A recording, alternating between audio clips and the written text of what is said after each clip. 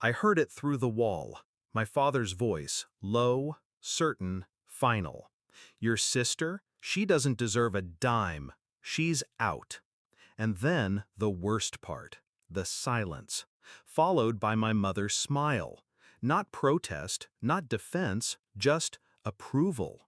I didn't say a word. I didn't let the floorboards creak. I just turned, walked down the hall, and made my decision. By the time dawn touched the curtains, every cent with my name on it was already gone. That was the moment they lost me, not because of what they said, because of what they revealed. You'd think betrayal comes loud with shouting and slammed doors. Mine came quiet. I used to believe my parents loved me in their own way. My father, the provider. My mother, the caretaker. My sister, their golden child. I convinced myself it was fine that she got more affection, more attention, more second chances. I thought being the responsible one earned me respect. But responsibility doesn't win you anything in a family that thrives on greed. It just makes you predictable and easy to steal from. The signs were there before that night. Documents missing from my desk. Bank mail opened before I touched it. My sister suddenly wearing clothes too expensive for her part-time paycheck. My father's casual questions about my salary, phrased like jokes but sharp with intent. I ignored it. I told myself I was paranoid. But hearing him say it out loud, "She doesn't deserve a dime," turned paranoia into certainty. I wasn't paranoid. I was prey. That night, I became something else. I didn't cry. I didn't confront them. I just sat at my laptop. Steady hands, calm breath. I transferred my money, every savings account, every certificate of deposit, every retirement contribution into new accounts under a trust. One signature, one firewall they could never break through. By sunrise, I was no longer vulnerable, and they had no idea.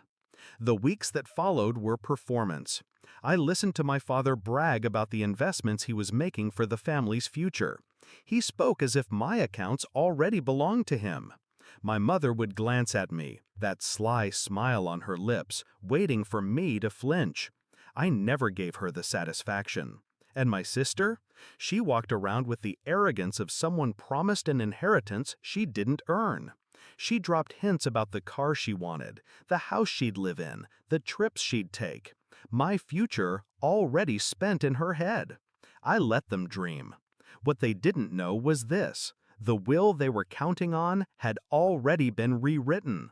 Months earlier, after one too many jokes about me being the independent one, I'd gone to my lawyer. I made changes, quietly, thoroughly. I left everything to someone else, someone outside the family. The details didn't matter to them because they'd never imagined they'd need to know. By the time my parents discovered my trust, my accounts were untouchable. By the time they tried to lean on me financially, their credit had already begun to rot. I'd reported the accounts they siphoned in my name, unauthorized use. The debt they thought they'd hidden under me came roaring back with their signatures all over it. I didn't need to ruin them. I just needed to stop protecting them from themselves. The confrontation came sooner than I expected. One evening, my father cornered me in the kitchen. His voice shook, but his pride tried to hold. "Where's the money?" I looked him in the eye, calm, steady, the way a surgeon looks at a patient already on the table. Safe. His jaw clenched. "It's family money. You don't just walk away." That was the first time I laughed. "Family?" I said. "You already decided I was out." My mother stepped in then, her smile thinner now, desperate. "We didn't mean it. You know how your father talks." I set my glass down on the counter. The sound echoed in the silence.